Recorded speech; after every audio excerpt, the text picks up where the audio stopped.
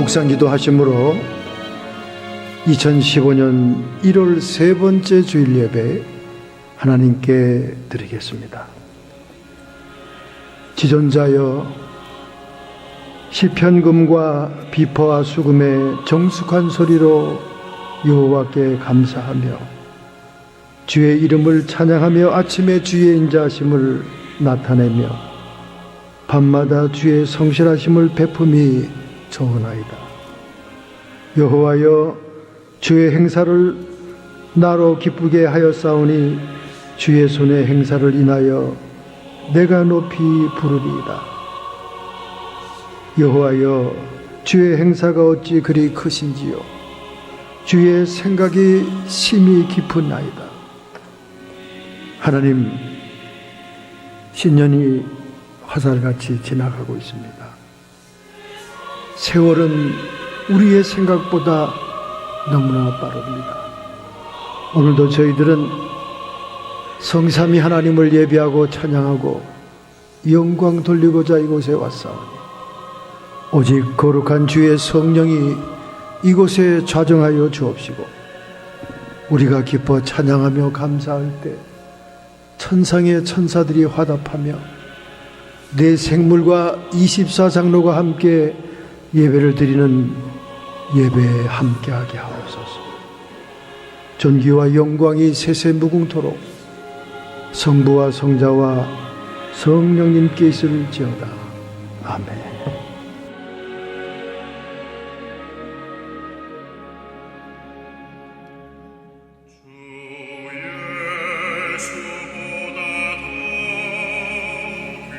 내가 진리를 발견해 보니 그곳에는 진리 되신 내 하나님이 계셨나이다. 그곳에서 나는 주님을 알았사오며 주님은 내 마음속에 거하셨나이다. 그곳에 있는 나는 주님을 발견하오니 나는 주님을 기억하여 부를 때마다 주님 안에서 즐거워하나이다. 성 어거스틴의 기도처럼 오늘 저희들은 진리 되신 주님, 진리 되신 하나님 앞에 서 있습니다. 진리의 광명한 빛이 우리의 마음을 비출 때 우리의 어둡고 누추하며 불결하며 부패하며 허물과 실수와 죄악들이 드러나오니 하나님, 오늘도 하나님이 받으시는 예배 드리고자 정결한 심령 되기를 원합니다.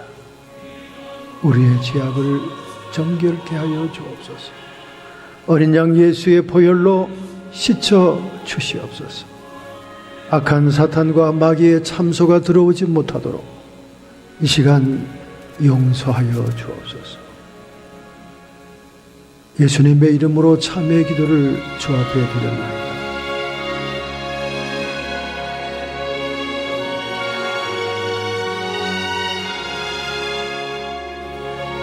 하나님의 말씀입니다.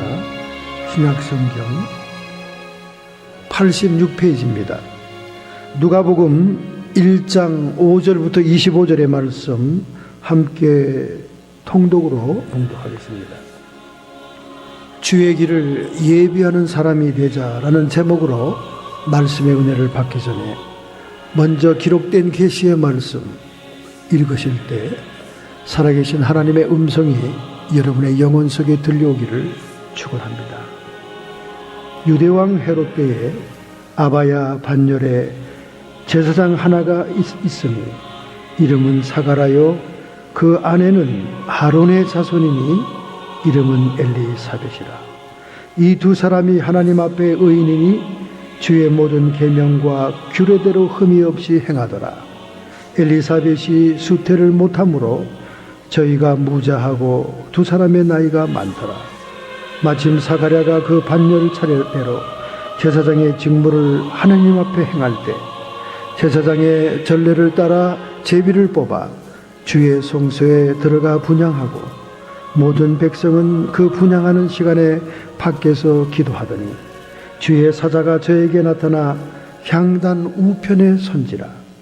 주의 사자가 저에게 나타나 향단 우편에 선지라. 사가랴가 보고 놀라며 무서워하니 천사가 일러 가로되 사가랴여 무서워 말라. 너의 간구함이 들린지라. 내 아내 엘리사벳이 내게 아들을 낳아 주리니 그 이름을 요한이라 하라. 너도 기뻐하고 즐거워할 것이요 많은 사람도 그의 남을 기뻐하리니 이는 저가 주 앞에 큰 자가 되며 포도주나 소주를 마시지 아니하며 모태로부터 성령의 충만함을 입어 이스라엘 자손을 주 곧 저희 하나님께로 많이 돌아오게 하겠음이니라. 또 저가 또 엘리야의 심령과 능력으로 주 앞에 앞서가서 아비의 마음을 자식에게 거스리는 자를 의인의 슬기로 돌아오게 하고 주를 위하여 세운 백성을 예비하리라. 사가랴가 천사에게 이르되 내가 이것을 어떻게 알리요? 내가 늙고 아내도 나이가 많으니이다. 천사가 대답하여 가로되 나는 하나님 앞에 섰는 가브리엘이라. 이 좋은 소식을 전하여 내게 말하라고 보내심을 입어노라. 보라, 이 일이 되는 날까지 내가 벙어리가 되어 능히 말하지 못하리니 이는 내 말을 내가 믿지 아니함이오니와 때가 이르면 내 말이 이루리라 하더라. 백성들이 사가랴를 기다리며 그의 성소 안에서 지체함을 귀히 여기더니 그가 나와서 저희에게 말을 못하니 백성들이 그 성소 안에 이상을 본 줄을 알더라. 그가 형령으로 뜻을 표시하며 그냥 벙어리대로 있더니 그 직무의 날이 다 되매 집으로 돌아가니라. 이후에 그 안에 엘리사벳이 수태하고 5살 동안 숨어 있으며 가로되 주께서 나를 돌아보시는 날에 인간의 내 부끄러움을 없게 하시려고 이렇게 행하심이라 하더라. 아멘.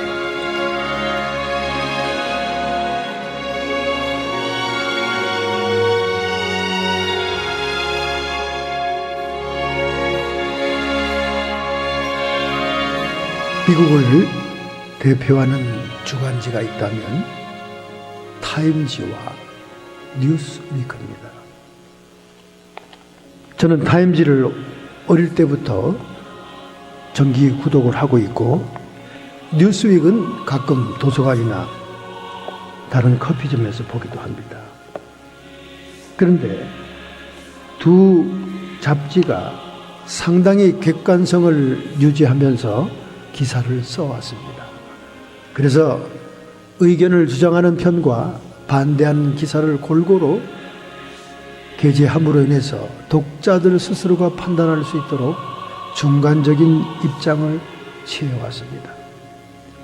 아직도 타임지는 그런 견해를 유지하고 있어요. 그런데 거의 폐간하다시피 신문 잡지를 멈추었다가 다시 재발간한 뉴스위크 2015년 초두부터 여러분과 저에게 시비를 걸어왔습니다. 표지, 토픽 타이틀, The Bible 하고 바이블을 펼쳐놓은 그림 대서특필했습니다. 그리고 뭐라고 거기다 돈을 달았냐? 바이블, The Bible, 성경이란 잘못된 해석으로 죄악이 된 책이다.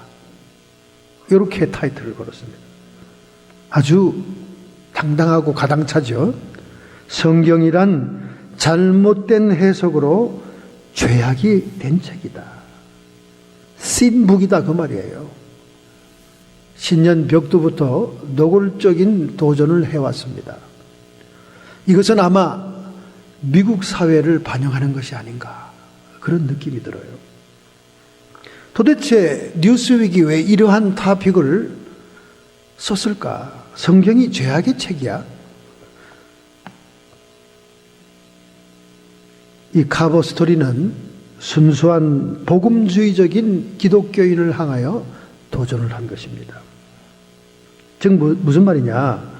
기독교인들을 가리켜 하나님의 사기꾼이다. God's frauds라고 얘기했습니다. 이렇게 노골적인 비유로 기사를 대서특필했습니다.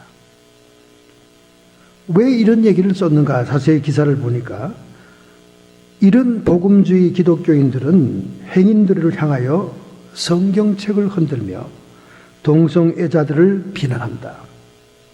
또 무릎을 꿇고 십계명 기념비 앞에서 모여 예배를 하면서 공립학교에서 예배가 허락되기를 촉구한다. 그러면서 이렇게 하고 있는 기독교인들을 조롱하고 비웃는 그림과 사진, 기사를 쓰고 있는 것입니다. 신념과는 상관없이 정치인들과 사회 지도자들을, 특별히 성직자들도 제대로 성경을 읽지 않고 이해하지도 못하면서 그 구절들을 가지고 거들먹거리고 있다. 미국은 드디어 성경 문맹 국가가 되었다. 귀신 신하라 까먹는 소리를 하고 있죠, 지금. 그러니까 동성애와 동성애 결혼을 반대하는 순수 복음주의자들은 성경을 오해해가지고 잘못된 책으로 만들고 있다. 그렇게 얘기하고 있습니다. 그들은 미국을 자신의 정치적인 숙적인 민주당원들로부터 구해달라고 기도하면서 풋볼 경기장에 수만 명씩 모여서 나라를 위해 기도한다고 집회를 하고 있다. 이런 기사를 쓰면서 기독교인들에게 도전을 하고 있는 것입니다. 그래서 이러한 말들에 대해서 미국의 보수주의자인 남침예교 신학 총장 멜버트 룰러 박사는 말하기를, 이것은 기독교에 대한 공개적인 공격이고 책임감 없는 욕설이며, 그리고 공적인 잡지에서 편협된 기사를 쓰고 있는 것이다. 이렇게 얘기합니다. 수많은 기독교인들이 이 뉴스위크의 신년 벽두의 타이틀에 대해서 분노하고 있는 것입니다. 수많은 사람들이 여기에 진노하고 있습니다. 여러분, 이 유명한 역사적인 공적인 잡지가 왜 이런 기사를 쓸까요? 이제 미국의 분위기가 바뀌었다는 것입니다. 청교도들이, 파운더 파더들이 미국을 신앙의 자유를 위해서 건국했고, 그리고 신앙적인 가치관이 미국의 이념과 사상이 되어 왔는데, 드디어 2015년을 기점으로 해서 이제는 성경적이 죄악의 책이라고 뒤집어 엎는 그런 공적인 선언을 하고 있다는 거예요. 여러분과 제가 어디 동성애자들을 미워하고 학대하고 그럽니까? 예수님의 말씀처럼 죄는 미워하되 죄인은 사랑하는 입장입니다. 그런데 이 사람들은 피해의식에 0몇 %밖에 안 되는 소수의 동성애자들을 인권을 보호하겠다는 미명하에 수없는 죄악들을 역설적으로 우리에게 덮어씌우고 있는 것입니다. 미국은 소돔과 고모라입니다. 동성애를 이제는 당당한 것으로 주장하고 동성애를 죄악으로 얘기하고 있는 성경에 대한 misunderstood, 잘못된 이해로 죄악의 책을 만들고 있다고 공격하고 있습니다. 미국은 소돔과 고모라입니다. 이제 더 이상 논의의 여지가 없어요. 여러분은 잘 모르겠지만은 동성애를 주장하는 사람들에게 수없는 불이익을 교회의 정부 기관이 압력을 넣고 있습니다.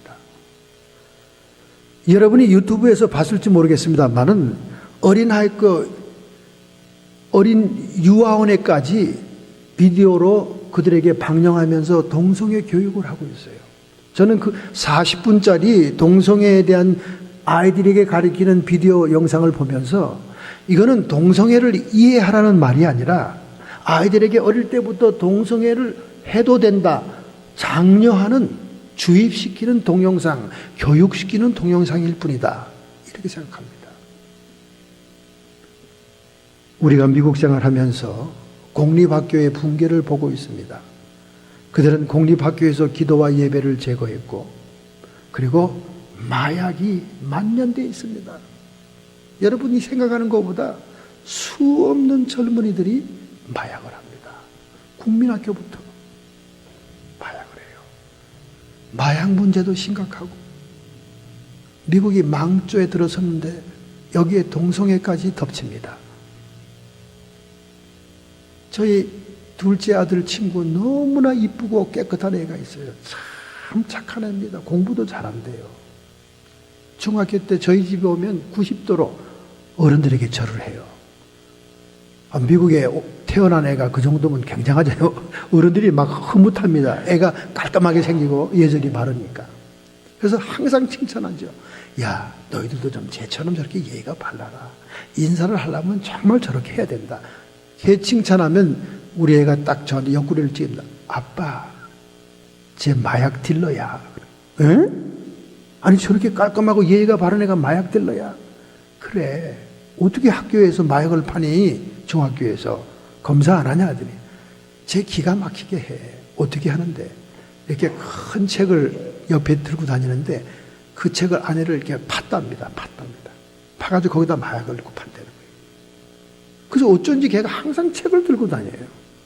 야, 참 애가 공부 잘하는 애는 다르다, 야. 어떻게 저렇게 무거운 책을, 큰 책을 들고 다니니? 그랬더니 아빠, 그 아내를 이렇게 팠어. 대문하게 파가지고 거기다 마약을 집어넣고 학교에서 카페테리아에 애들 만나게만 하면 이렇게 판다는 거예요. 결국 걔가 그것이 들켜가지고 부스캠프라고 살리나스의 하이스쿨로 진학을 하게 됩니다.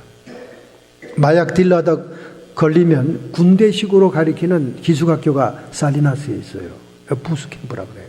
거기서 하이스쿨을 마쳐서 다행히 그 모든 행동을 끊고 부모님들이 기도를 많이 하는 분들이었어요. UC 데이비스에 진학했다는 얘기를 들었습니다. 미국이 여러분이 생각하는 것보다 마약이 만연합니다. 거기다가 동성애 교육까지 유치원에부터 가르치니 오바마가 교육의 필수 코스로 해놨기 때문에 그거 보면 기가 막혀요. 기가 막혀. 이건 뭐 동성애를 이해하라는 정도가 아니라 너희들 어릴 때부터 동성애 해라. 이게 아주 괜찮은 것이다. 이런 식으로 애들에게 주입시키는 그런 동영상입니다. 그리고 이제 보세요. 분위기가 어떻게 반전됐나. 성경이 죄악의 책이라는 거야. 동성애를 죄로 지적하는 성경이 죄악의 책이라는 겁니다. 이제 점점 보수적이고 복음주의적인 성경대로 신앙을 갖고자 하는 사람들은 극단주의자로 몰리게 되고 급기야는 테러리스트 명단에 들어가게 되는 겁니다. 미국은 회개할 기회를 이미 놓친 것 같습니다. 우리는 우리의 조국을 위해서도 기도해야 되겠지만 이 미국 땅을 위해서 엄청난 기도를 해야 됩니다. 오늘 우리가 본문으로 택한 주제가 바로 이 금년 신년벽두에 우리가 정신 차려야 되는 두 가지의 주제가 포함되어 있습니다. 특별히 세례 요한의 탄생을 예고하는 기사는 누가복음서에만 유일하게 기록이 됩니다. 거기에 샤가라라고 하는 제사장이 그의 부인 엘리사벳은 아론 제사장 가문의 사람이었습니다. 정통적인 성직자의 가정이었죠. 그런데 반차를 따라 제사장으로 섬기는 그때에 샤가라가 지성소와 성소에 들어가는 제사장의 반열에 들어가는 거죠. 분향단 옆에서 향을 피운다. 이 분향단은 현대 성도들의 기도 올리는 그것을 상징하지 않습니까? 그런 상징성뿐만 아니라 이 사가랴는 기도의 사람이었습니다. 그리고 엘리사벳도 기도의 사람이었습니다. 그들이 하나님의 은혜를 받는 놀라운 기록이 오늘 본문의 말씀이죠. 이렇게 엘리사벳을 통해 세례 요한이 탄생하는 것은 구약 성경 말라기서와 이사야서의 예언의 성취입니다. 말라기 4장 5절 보라 여호와의 크고 두려운 날이 이르기 전에 내가 선지 엘리야를 너희에게 보내리라. 엘리야를 보내는 목적, 그가 아비의 마음을 자녀에게 돌이키게 하고 자녀의 마음을 그들의 합의로 돌이키게 하리라. 서로의 마음이 통하게 돌이키는 역사, 회개의 역사를 얘기하는 겁니다. 돌이키지 아니하면 두렵건대 내가 와서 저주로 그 땅을 칠까 하노라. 하나님이 회개의 기회를 주었는데 회개하지 않으면 이제 저주의 심판이 온다고 말입니다. 과연 그 말씀대로 이스라엘과 남유다는 완전히 저주의 땅이 되고 그들은 2000년 동안 세계의 민족 속에 핍박받는 고통을 당하지요. 예언의 성취입니다. 회개를 했으면 괜찮은데 회개를 안 했으면 괜찮아요. 이사야 40장 3절 5절입니다. 외치는 자의 소리여 가로되 너희는 광야에서 여호와의 길을 예비하라. 이 여호와의 길을 예비하라는 말은 하나님의 영광이 드러나는 예수 그리스도의 시대를 예비하라 그 말입니다. 사막에서 우리 하나님이 나타나고 사막에서 우리 하나님의 대로를 평탄케 하라. 하나님의 역사할 수 있는 길을 열어라 그 말입니다. 또 5절에 여호와의 영광이 나타나고 모든 육체가 그것을 함께 보리라. 예수님의 탄생을 얘기하는 거지요. 독생자의 영광, 은혜와 진리가 충만한 분이 나타날 것이다 하는 예언이죠. 대저 여호와의 입이 말씀하였느니라. 천지를 지으시고 우주 만물을 운행하는 하나님 여호와의 입에서 나온 말은 반드시 이룬다고 말이죠. 그 예언대로 여호와의 길을 예비하는, 즉 예수 그리스도의 사역과 출생을 예비하는 세례 요한의 사역을 예언대로 보여주고 있는 것입니다. 바로 그 세례 요한의 탄생에 대한 어머니 엘리사벳과 아버지 사가랴의 이야기가 오늘 본문의 말씀이에요. 먼저 우리가 13절을 보겠습니다. 13절에 보면 오늘의 주제를 발견할 수 있습니다. 천사가 일러 가로되 사가랴여 무서워 말라. 분향단에서 분향을 올리고 있는데 천사가 어두운 성막에 나타난 거예요. 그것도 가브리엘이라고 하는 3대 천사장 중에, 천사장은 본래 7명이 있어요. 근데 그 중에 3대 천사장, 3분이 더 소중한 사람들이죠. 3대 천사장 중에 하나인 가브리엘이 찾아온 겁니다. 천사가 일러 가로되 사가랴여 무서워 말라. 너의 간구함이 들린지라. 내 아내 엘리사벳이 내게 아들을 낳아주리니 그 이름을 요한이라 해라. 엘리사벳과 사가랴가 노쇠하기까지 무자했습니다. 자식이 없었어요. 그러나 그들은 그때까지 기도를 하고 있었다는 겁니다. 기도를 하고 있었다는 거예요. 메시아의 예언이 주어진 이스라엘 유대인들에게는 자식이 없는 것이 수치였어요. 그래서 그들은 자식을 낳을 때까지 비록 늙었지만 기도해왔다는 거예요. 오늘 여기서 불태전의 기도, 절대로 나이가 들어도 물러설 수 없는 기도의 삶을 엿볼 수가 있는 것입니다. 그래서 샤가라 제사장의 이름은 여호와는 기억하신다. 그 이름 뜻대로 하나님이 그들의 기도를 기억했습니다. 그리고 아론의 직계 자손이었던 엘리사벳, 마리아의 사촌이죠. 엘리사벳은 하나님의 맹약, 하나님의 약속이라는 이름의 뜻이었어요. 얼마나 아름다운, 하나님의 약속대로 주어지는 놀라운 이름입니다. 그런데 참 유감스럽게도 그들이 끈질기게 기도해왔지만은 응답을 받았는데도 믿질 못하는 거예요. 왜냐하면 피지컬리 자기들이 늙었기 때문에 생리는 끊겨지고 남자는 늙어서 도대체 자식을 낳을 수 없는 그런 상태를 알기 때문에 못 믿어요. 금방 못 믿습니다. 그러니까 사가랴가 벙어리가 되죠. 사가랴가 벙어리입니다. 벙어리가 되는 이유를 천사가 얘기하지 않습니까? 네가 믿지 않기 때문에 벙어리가 되게 했다. 여러분, 믿어지지 아니하면 말이라도 하지 말아야 됩니다. 부정적인 말 하면 안 돼요. 아브라함과 사라가 늙어서 아기를 낳았을 때 그들이 긍정적이고 약속을 믿는 말, 믿음의 말을 할 수 있도록 이름을 바꿔버리잖아요. 열국의 아비, 아브라함. 그래야 그 믿음이 입으로 선포되니까. 그게 차라리 부정적이고 믿지 못하겠다는 그런 말을 하기보다는 벙어리가 되게 해버린 거예요. 애 낳을 때까지.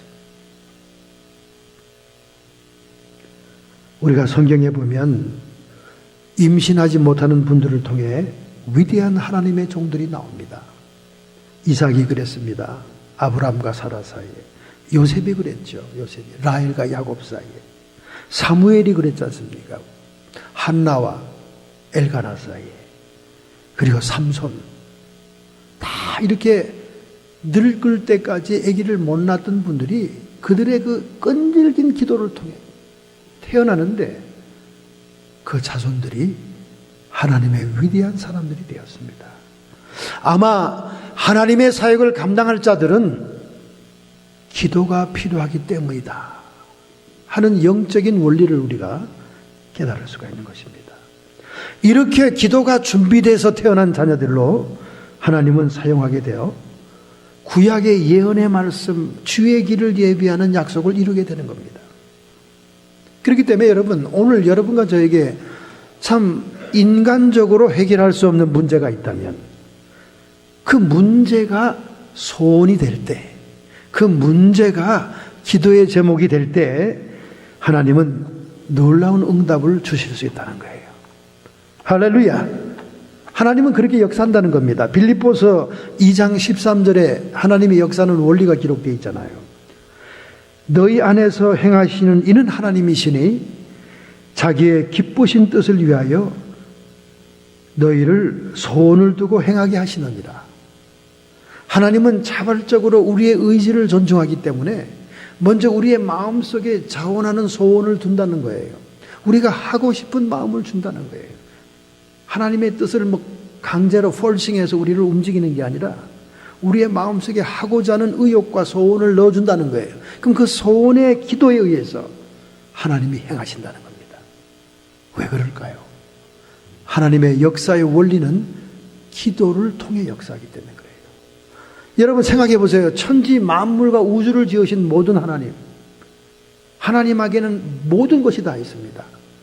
그런데 기도 안에도 이루어질 수 있다면 그 많은 것 중에 어떤 것을 이루어 주겠어요? 여러분이 백화점에 탁 들어갔는데 양쪽으로 쫙 하얀 브라우스에 까만 치마를 입은 여종업원들이 90도로 어서 오십시오 인사합니다. 여러분이 백화점의 첫 번째 손님이면 그렇다고 말이에요.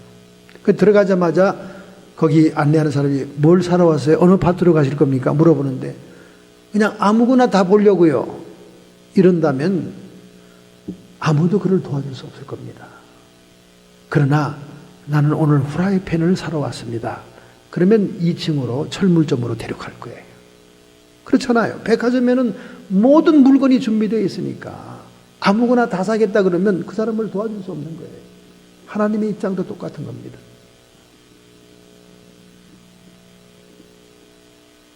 여러분의 정확하고 구체적인 소원이 있을 때 하나님은 그것을 도와줄 수 있는 거예요. 그래서 에스겔서 36장 37절에 중요한 기도의 원리를 가르쳐 주죠. 다 나 주 여호와가 말하노라. 그래도 이스라엘 족속이 이와 같이 자기들에게 이루어 주기를 내게 구하여야 할지니라. 이 말은 무슨 말 밑에 있는 말이냐 하면 예레미야 선지자가 70년 만에 이스라엘 백성이 포로에서 돌아올 것을 하나님께 약속을 받았다 하는 것을 얘기한 다음에 이 얘기를 하는 거예요. 왜 70년이라는 것은 지난주 설교에 얘기했죠. 그들이 이스라엘 역사상 490년 동안 70년의 안식년을 지키지 않았습니다. 하나님의 율법대로 7년째 되는 해에는 농사를 놀려야 돼요. 그때는 거름이 발전하지 않은 때니까 7년째 농사를 놀리면 땅이 기름지게 될 기회를 주어서 6년 동안 열매를 잘 맺는데도 불구하고 사람들은 당장 눈앞의 이익을 위해 아이고 땅을 놀릴 수 있나 7년째도 지어야지 그렇게 하나님의 율법을 어긴 죄에 대한 대가로서 70년 동안 강제로 땅을 황폐하게 놀리게 만드는 거예요. 그래서 70년 만에 너희들이 490년 동안 안식년을 안 지킨 것만큼 하나님이 포로 생활하다가 돌아오게 될 것이다. 이런 하나님이 약속이 이미 선지자를 통해 했을지라도 그 말입니다. 나 주 여호와가 말하노라. 그래도 이스라엘 족속이 이와 같이 자기들에게 이루어지기를 내게 구하여야 되느니라. 하나님의 약속이 있더라도 너희들이 기도 않고는 이루어지지 않는다는 거예요. 이게 하나님께서 역사하는 영적인 원리입니다. 왜 신년 벽두부터 그렇게 평범한 터미널리지 단어를 써서 기도에 대한 주제를 삼았냐 그 말이죠. 금년도에 여러분이 제 아무리 하나님의 무궁무진한 약속이 있다 할지라도 기도가 차기까지 절대로 이루어지지 않는 겁니다. 기도 없이 뭘 하려고 생각하지 마세요. 기도 없이. 제가 티켓을 참 잘 띄었습니다. 성질도 급하고 또 다른 사람보다 신방과 다니는 데가 많으니까 퍽 하면 왜 그렇게 경찰들이 저를 잘 발견하는지 모르겠어요.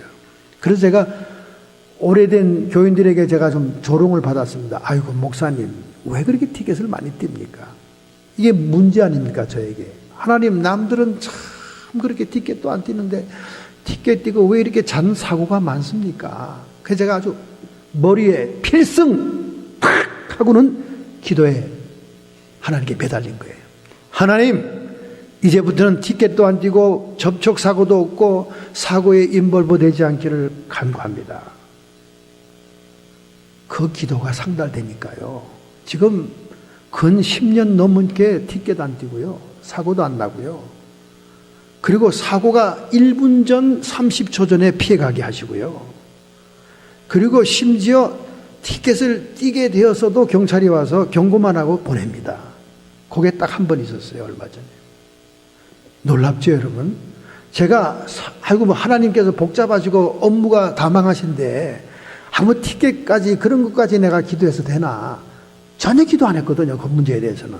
그런데 벌금이 쫙쫙 올라가니까 이게 심각한 문제가 되기 시작하더라고요. 그래서 그 문제에 놓고 그냥 결사적으로 기도했더니 웬일입니까? 모든 게 피해지는 거예요.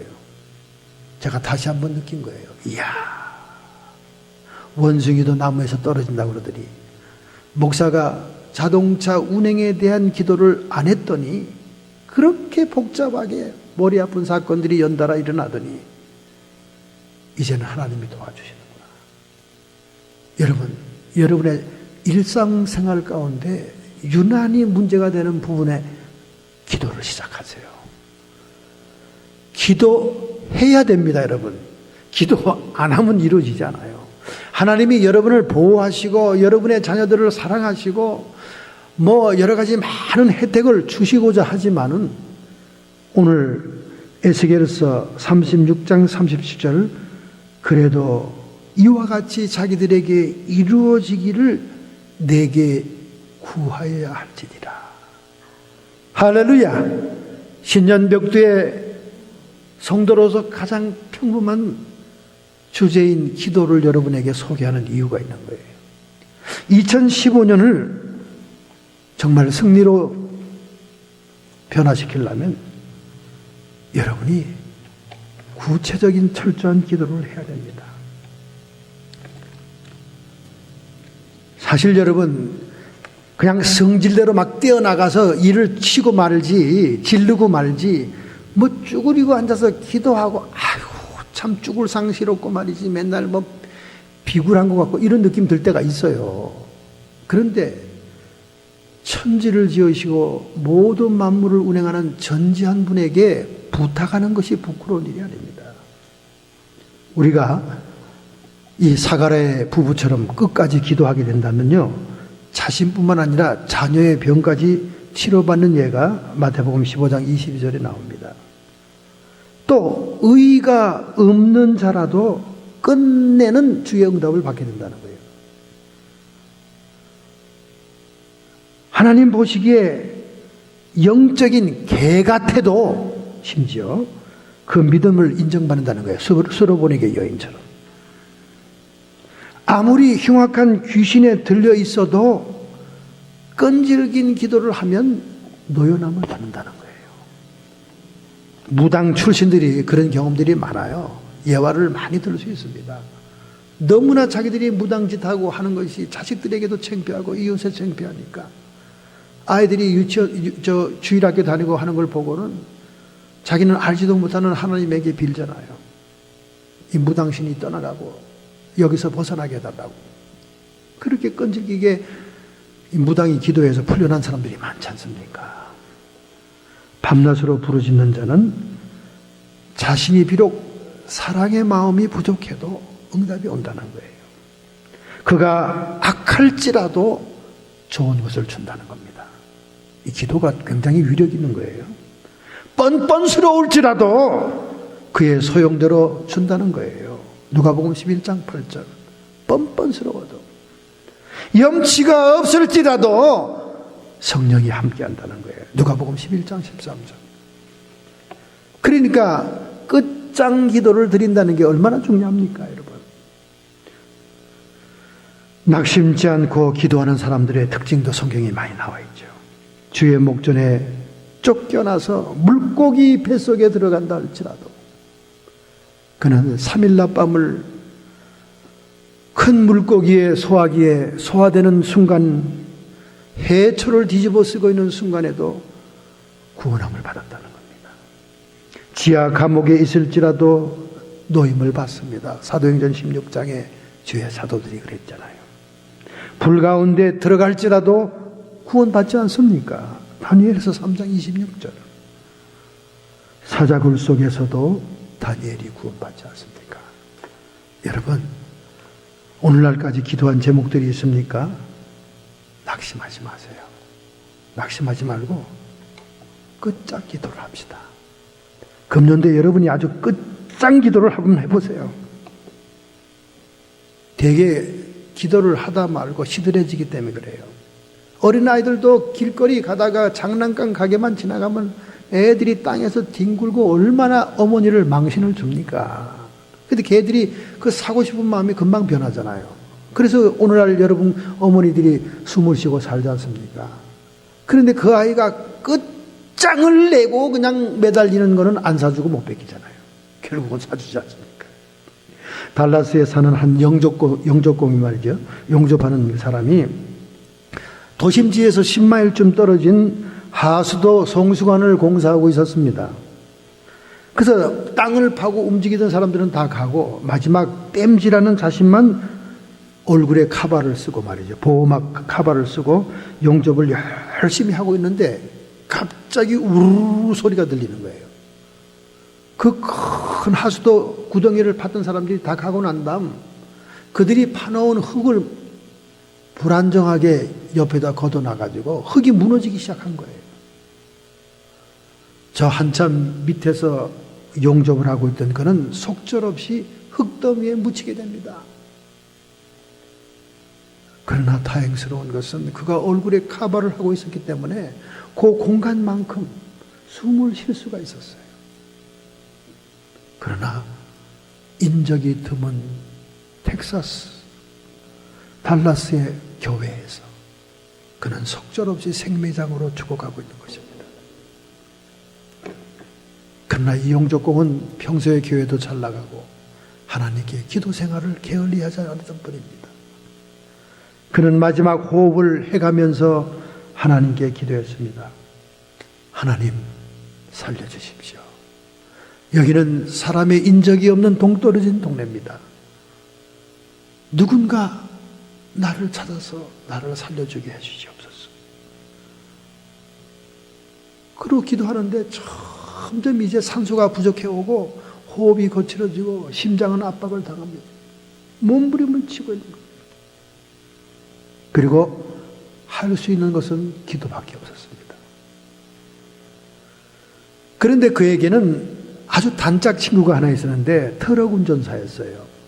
이 트럭 운전사가 짐을 부려놓고 다시 자기 동네로 가기 위해서 먼 길을 갔다 오는 길입니다. 달라스로 들어가는 길인데 문득 친구 생각이 난 거예요. 그 친구가 분명히 어제 자기가 어느 지점에서 용접일을 맡게 되었다고 그런 얘기를 들었는데 마침 자기가 그 길 옆을 지나가게 된 거예요.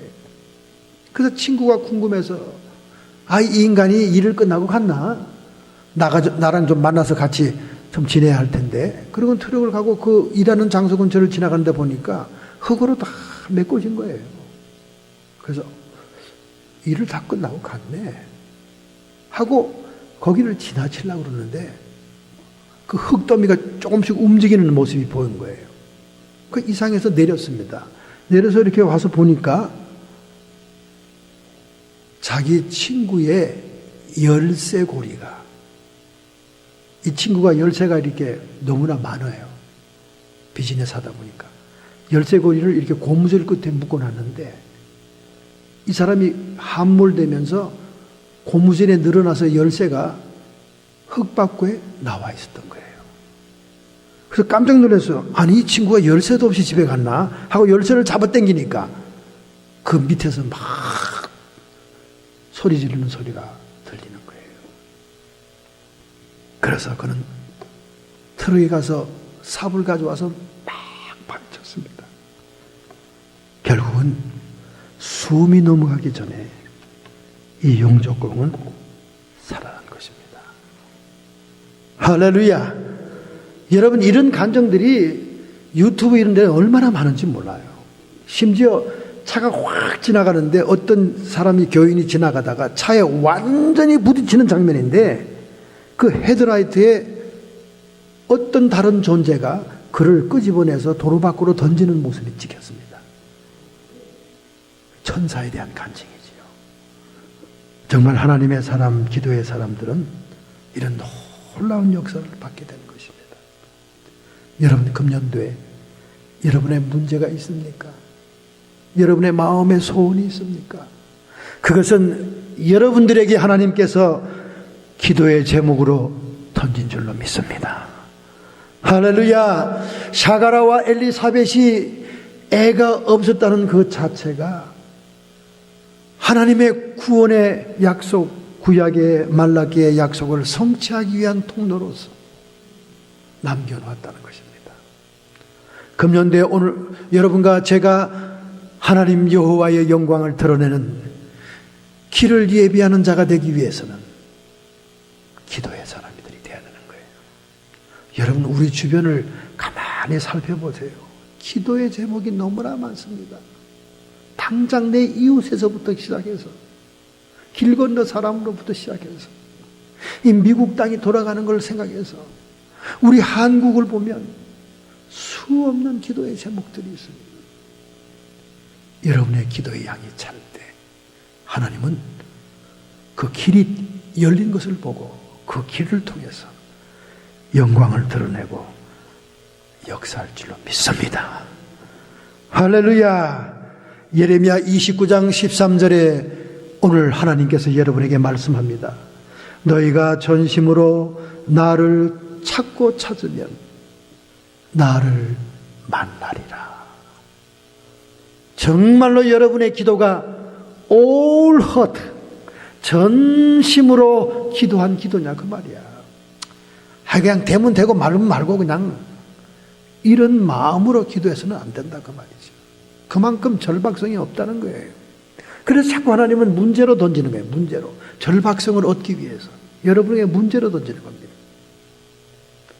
이런 절박한 기도가 금년 초도부터 드려지기를 축원합니다. 우리 두 번째 말씀은 17절 말씀, 두 번째 말씀 17절 말씀 한번 보겠습니다. 저가 또 엘리야의 심령과 능력으로 주 앞에 앞서가서 아비의 마음을 자식에게 거스리는 자를 의인의 슬기에 돌아오게 하고 주를 위하여 세운 백성을 예비하리라. 그러니까 말라기서와 이사야서에 예언한 주의 길을 예비한다는 그 예비하는 사명의 특징을 얘기하고 있는 거예요. 무슨 목적으로 엘리야와 같은 엘리야의 심령을 가진 세례 요한을 보내냐 그 말입니다. 그것은 아비의 심정을 자식에게, 자식의 심정을 아비에게 돌이키기 위한 것이다. 여러분, 이 고상하게 표현된 말이 무슨 단어가 생각납니까? 뭐 하라는 거예요? 예? 회개를 얘기하는 겁니다. 회개. 세례 요한이 회개를 언급할 때는 열매를 목적하고 있는 것입니다. 그러므로 회개에 합당한 열매를 맺으라. 마태복음 3장 8절이지 않습니까? 그런데 정작 예수님이 와서 회개 선포할 때 예수님의 회개는 하나님의 나라, 천국과 연결을 시킵니다. 회개하라, 천국이 가까웠느니라. 마가복음 1장 16절. 그러므로 광야의 주의 길을 예비하고 여호와의 영광이 나타나는 길을 예비하기 위해서는 회개라는 단어가 필요하다는 거예요. 그런데 회개를 너무 가벼이 여기지 말라는 거예요. 회개는 반드시 열매가 있어야 하나님이 인정하는 회개다, 그 말이에요. 그 열매라는 게 뭡니까? 두 번 다시 똑같은 죄를 짓지 말아야 돼요. 두 번 다시. 엉덩이 쳐들고 교회 강상 밑에서 청년들이 회개기도 했다고 해서 나가서 똑같은 죄를 지으면 그걸 회개로 인정할 수가 없는 것입니다. 하나님이 받으시는 회개는 똑같은 죄를 단절하고 짓지 않으면서 열매를 드릴 때 회개의 완성을 이루는 것입니다. 그것을 강조하는 세례 요한. 그 세례 요한은 여호와의 길을 예비한 거예요. 높은 산은 낮은 산으로 평탄케 하는 회개의 역사를 이루는 것입니다. 그런데 똑같은 이 회개가 예수님에게 와서는 하나님 나라에 들어가는 조건이 되더라는 거예요. 그러니 여러분, 이 신년 벽두에 여러분이 너무나 상식적으로 잘 알고 있는 단어지만은 회개를 언급하지 않을 수가 없는 거예요. 회개해야 됩니다. 여러분은 회개는 열매가 맺혀져야 완성된 회개예요. 그 완성된 열매 맺은 회개가 있어야 천국 백성, 하나님 나라 들어가는 거예요. 할렐루야. 그러므로 여러분, 회개가 너무 중요합니다. 21세기 현대교회에서 회개라는 단어는 사라졌습니다. 회개라는 단어보다 다른 아름다운 심리학적인 용어를 쓰기를 좋아합니다. 당장 여러분 오늘 회개란 단어가 딱 느껴지니까 뭐라고 생각이 됩니까? 아유, 목사님 연초에 좀 소망이 넘치고 희망이 넘치고 금년도에 괜찮을 거라는 긍정적인 설교를 좀 하시지 뭘 또 그렇게 작년 연말에 외쳤던 회개를 또 하십니까? 우리가 뭐 이렇게 죄가 많다고. 제가 지난 토요일인가요? 언젠가 목사님들 모임에 갔습니다. 갔더니 목사님들이 이렇게 식사를 하면서 이런 얘기를 하더라고. 한국서 오신 목사님들 그 회개를 첫날부터 강조하는데 이 미국 이민 시츄에이션을 몰라. 이런 말을 하는 분이 계시다. 그래서 무슨 말을 하나 자세히 봤더니 미국 교회에서 무슨 회개가 필요해. 회개가. 한국은 회사 동료들끼리 때로 몰려다니면서 술집에 가고 죄를 짓고 가정에 들어가지 않고 길거리 방황하면서 죄를 짓지만 미국이야 죄 지을 새가 어딨어. 가정 중심이고 직장 아니면 집 아니면 교회인데 목사님이 그 얘기를 하더라고. 그래서 한국서 부흥사를 불러오고 목사님 불러오면 이게 안 맞아. 제가 깜짝 놀랐습니다. 아니 회개가 안 맞는 시츄에이션이 있어요? 세례 요한이 이 땅에 왔을 때 예수님 길, 주의 길을 예비하고 여호와의 길, 여호와의 영광이 나타나게 하기 위해서 회개의 열매를 선포하고 그 후에 나타나신 예수님께서는 회개하라 천국이 가까웠느니라. 회개가 천국에 들어가는 거와 직결되는 터미널리지 단어인데 어떻게 회개를 시츄에이션에 따라 무시한다 그 말입니까? 저는 깜짝 놀라서 밥 먹다가 밥이 그다음부터 안 먹혀지는 거예요. 하루 종일 먹을 수 있는 밥인데 글쎄 그때부터 안 먹히기 시작하더라고. 아니, 미국에 있는 목사님들의 의식이 저 정도니 회개가 왜 필요하냐는 거예요. 회개가. 미국 사람들이 꽤나 착한 사람들로 착각하는가 봐. 그 사람은 미국 산지가 한 30년이 넘는 분인데 얼마나 미국에 있는 저나 여러분이 죄악된 인간인지를 모르는가? 자기는 사람이 행동으로만 죄를 짓습니까? 마음으로 죄 짓는 게 얼마나 많은데 심보를 바꿔야지. 심보를. 이 심보가 바로 돼야지. 남살되는 거 보기 싫어하고 잡아 당겨 내리고 없는 말 소문 퍼뜨려서 유비통신 전화통신으로 사람을 잡아 죽였다 살렸다 하고 얼마나 괴상망측한 사람들이 많은데 더구나 미국 와가지고 이민 와서 의사소통이 잘 안 되니까 그 억눌린 그 짐들, 그 억눌린 심리적인 상태가 이상하게 변질돼 가지고 제가 볼 때는 여기 있는 이 사람이나 여러분이나 반 정신 분석을 받아봐야 될 사람들입니다. 그 정도로 뒤틀려 있는 이 이민의 답답한 상태에서 회개가 필요 없다는 거예요. 회개가. 여러분, 예수님께서 이 땅에 오신 그 순간부터 인류의 종말이 시작된 겁니다. 신학적으로는 그렇게 얘기합니다. 예수님이 이 땅에 오셔서 회개하라, 천국이 가까웠다, 하나님 나라를 소개할 때부터 지구의 종말론은 시작되었다는 거예요. 그래서 모든 그 후에 성경들을 쓴 사도들의 내용을 보세요. 다 마지막 종말입니다. 이러다 보니까 종말에 대해서 여러분이 알러지 현상을 일으키고 종말 얘기만 나오면 고개를 흔드는데, 종말은 예수님이 이 땅에 오셔서 회개하라, 하나님 나라가 가까웠다 선포할 때부터 종말이 시작된 거예요. 이게 신학적으로 정의하는 종말입니다. 그러니까 우리는 종말 속에 살고 있는 거예요. 그리고 종말에 있는 겁니다. 우리는. 제가 여러분에게 그 증거들을 다 얘기하면 여러분이 삶의 의욕을 잃을까 봐 얘기를 못 드립니다. 왜냐하면 종말로는 자주 하면 여러분이 고혈압이 되고, 종말로는 자주 하지 않으면 여러분이 저혈압이 되기 때문에 적당히 해야 됩니다. 적당히. 그래서 적당히 하는 것뿐이지.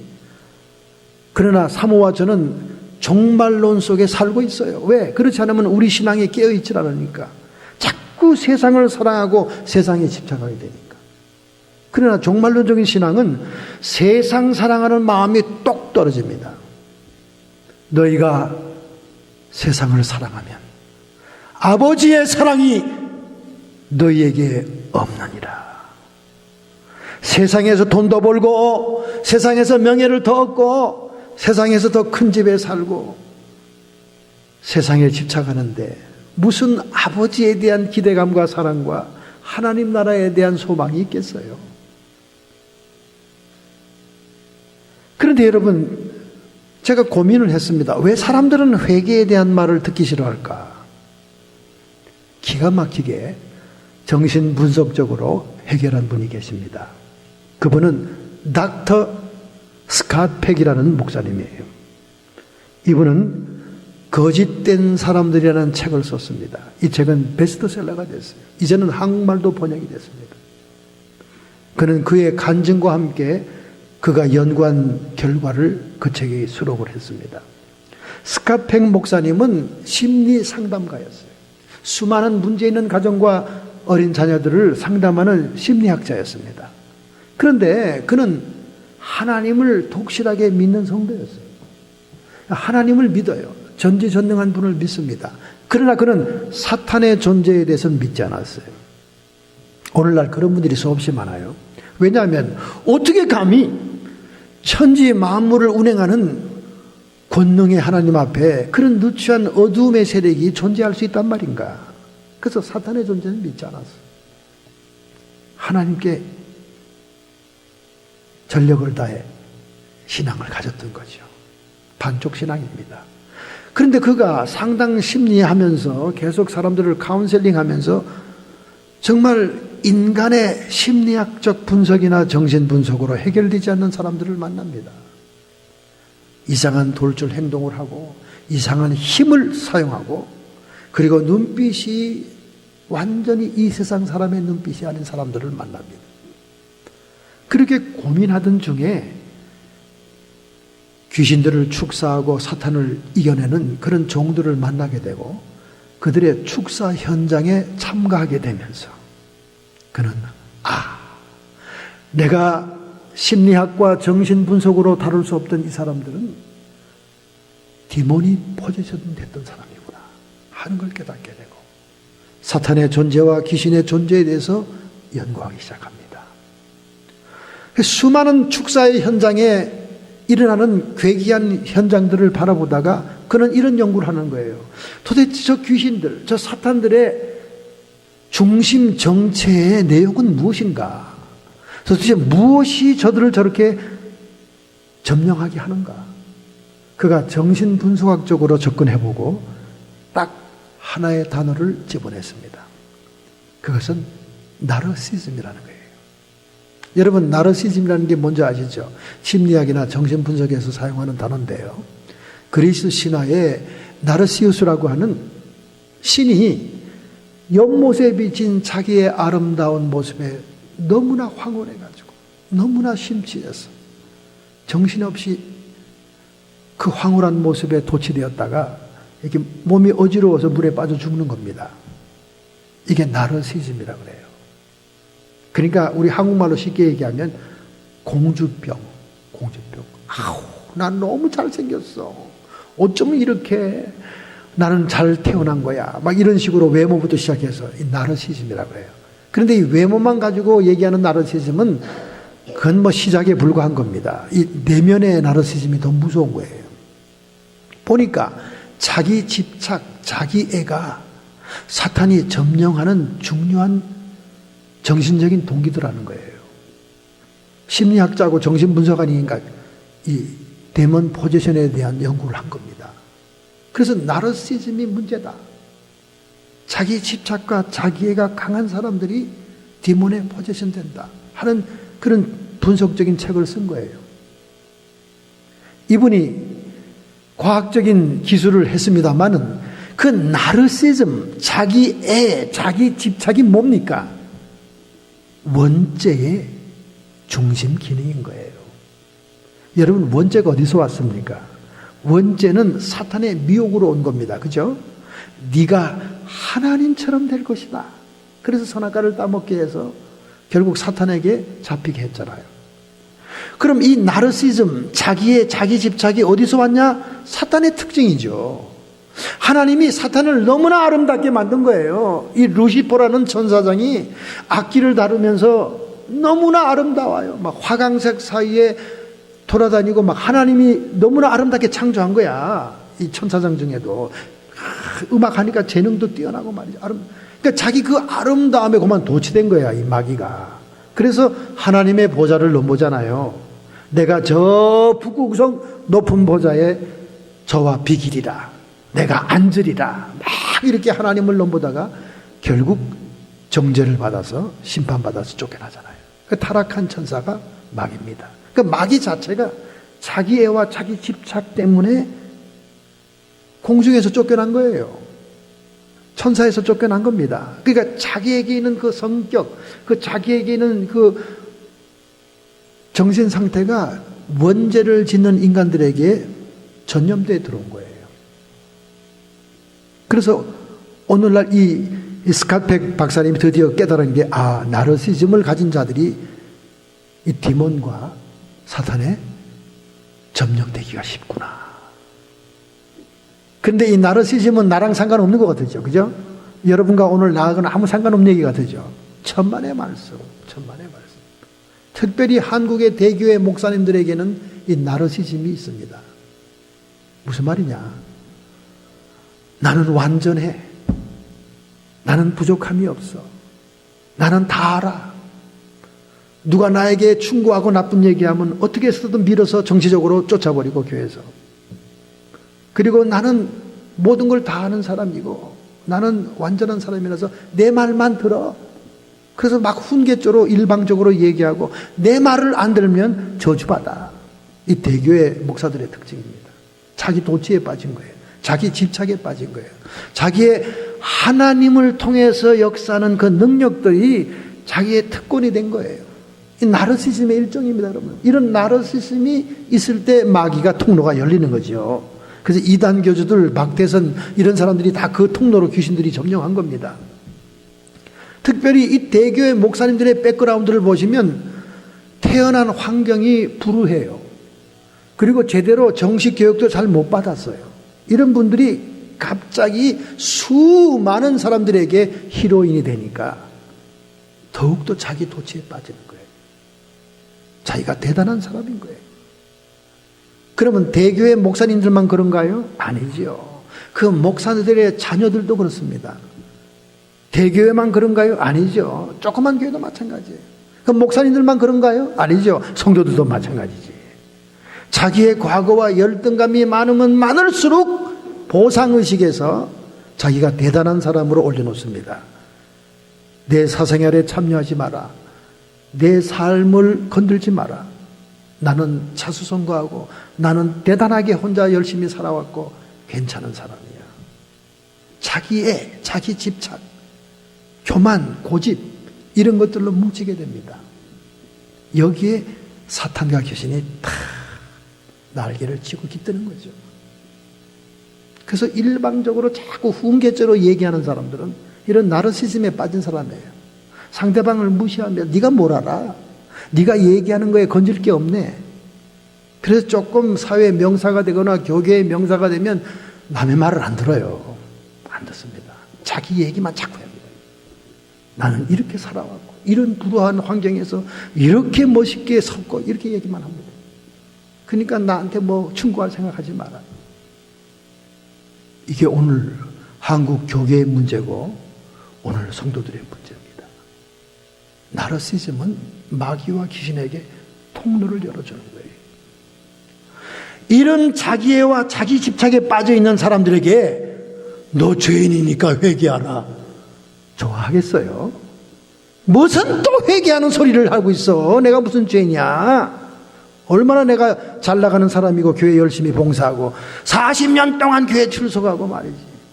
내 친구가 다 목사고 내 친척들이 다 목사인데 요즘 한국 사람들 친척 목사 없는 사람 없어요. 회개가 가당치도 않게 되는 거예요. 이 나르시즘에 빠져 있는 사람들에게는 회개라는 단어가 콧방귀도 안 끼는 겁니다. 그러나 여러분, 오늘 여러분과 저는 겸손해야 됩니다. 할렐루야. 하나님께서는 누구에게든지 회개의 기회를 줍니다. 그런데 그 시간을 놓치면 안 됩니다. 요한계시록 2장 21절 또 내가 그에게 회개할 기회를 주었을 때 저가 회개치 아니하니라. 회개할 기회를 주는데 회개치 않는다는 거예요. 그러므로 어디서 떨어진 것을 생각하고 회개하여 처음 행위를 가져라. 만일 그렇지 아니하고 회개치 아니하면 내가 내게 임하여 내 촛대를 그 자리에서 옮겨버리라. 사람에게 하나님께는 자꾸 회개할 기회를 줍니다. 사람은 자기 집착, 자기 애에 빠져가지고 회개를 안 해요. 그럼 하나님이 사인을 주죠. 회개할 사인이 여러 가지 있습니다. 어떤 사인이 줍니까? 하나님이 우리를 깨트리잖아요. 깨트립니다. 느부갓네살 왕에게 그 왕위를 빼앗죠. 그리고 요셉에게는 종살이와 옥살이를 하게 합니다. 아브라함에게는 아내를 애굽에 빼앗기도록 하죠. 그리고 문제아 야곱에게는 환도뼈를 쳐서 쩔룩바리가 되게 합니다. 하나님은 계속 우리에게 회개하라는 사인을 준데도 불구하고 회개하지 않습니다. 여러분, 이 미국은 이미 소돔과 고모라예요. 미국은 회개할 기회를 잃었습니다. 우리 조국을 위해서 기도하면 하나님이 저에게 그런 걸 보여줘요. 최소한 한국은 국지전이라도 일어나서 전쟁이 일어나고 그 전쟁에 자유세계와 미국 세계에 아부하는 간부들이 반란을 일으켜서 김정은 정권을 무너뜨리는 시나리오를 보여줍니다. 그러나 한국도 회개할 기회를 잃었습니다. 그래서 하나님은 심판하십니다. 미국은요, 미국은 이미 소돔과 고모라입니다. 미국도 하나님이 회개할 수 있는 사인과 기회를 여러 번 주었습니다. 카타리나의 천재지변, 911 쌍둥이 빌딩의 붕괴, 수많은 하나님의 사인을 주었어요. 그러나 점점 미국은 성경적인 가치관을 도전하고 덤비면서 끝내는 뉴스윅 같은 그런 공공의 잡지의 표지에 성경은 죄의 책이다, 이렇게 선포할 만큼 미국의 분위기가 바뀐 거예요. 그러므로 여러분과 저는 다수를 따라 불신앙에 빠져서는 안 되고, 권력의 다수를 따라 악을 쫓아가도 안 되고, 두려움 때문에 다수를 따라 신앙을 버려도 안 되고, 시기와 질투로 인해서 다수를 따라 배도하면 안 됩니다. 안 돼요. 톨스토이의 단편 가운데 재난의 원인이라는 책이 있습니다. 거기에 이런 얘기가 나와요. 이웃의 집에 있는 아이들이 자기 닭이 이웃집에 넘어가서 알을 낳습니다. 그래서 그 알을 가져가겠다고 찾아옵니다. 그랬더니 그 이웃의 애가 절대 그런 일이 없다고 안 줍니다. 그 아이들의 싸움이 엄마의 싸움이 됩니다. 엄마의 싸움이 아빠의 싸움이 됩니다. 아빠들이 흥분하니까, 남자들은 행동주의자들이에요. 옆집에 화염병을 던져서 불을 질렀습니다. 그때 그 불이 바람에 따라 자기 집으로 날아와서 양쪽 집이 다 타버렸습니다. 깜깜한 밤하늘에 앉아서 식구들이 이렇게 얘기합니다. 도대체 우리가 왜 집 없는 사람이 되었는가? 그랬더니 싸움을 시작한 아들이, 아빠, 달걀 한 개 때문에 우리 집이 없어졌지 뭐. 그러니까 아버지는 그렇게 생각하지 않습니다. 얘야, 달걀 한 개 때문에 그런 게 아니다. 그것은 인간의 원죄 속에 깊이 잠재한 자존심, 교만, 오만, 그런 것들이 오늘 우리를 집 없는 사람으로 만들었단다. 톨스토이가 제대로 인간의 원죄를 지적한 거죠. 여기에는 우리가 회개가 필요한 것입니다. 회개하는 자만이 하나님 나라의 백성이 되는 거예요. 여러분, 하나님께서는 회개할 수 있도록 우리에게 사인을 줍니다. 그 사인이 올 때 우리는 하나님 앞에 겸손하게 엎드려야 됩니다. 순간순간 엎드려야 됩니다. 원죄를 가지고 태어난 우리들은 매 순간마다 하나님 앞에 엎드릴 때, 회개할 때 하나님 나라를 잃어버리지 않는 것입니다. 이렇게 금년도에 기도와 회개의 삶을 살고자 결단하신다면 여러분의 가슴에 손을 얹겠습니다. 여러분의 의지를 하나님께 보이겠습니다. 전능자의 손길이 오늘 우리와 함께 하십니다. 하나님 아버지, 저희들은 비천하고 미천하며 죄 많은 사람임에도 불구하고 오만하고 교만하여 회개하기를 거부합니다. 회개라는 단어도 싫습니다. 그러나 오늘 우리 신년 벽두에 원죄의 속성인 자기애와 자기의 집착을 떨쳐버리게 해주옵시고, 지극히 적은 소자의 말이라도 곰곰이 들을 수 있는 겸손한 자들이 되게 해주옵소서.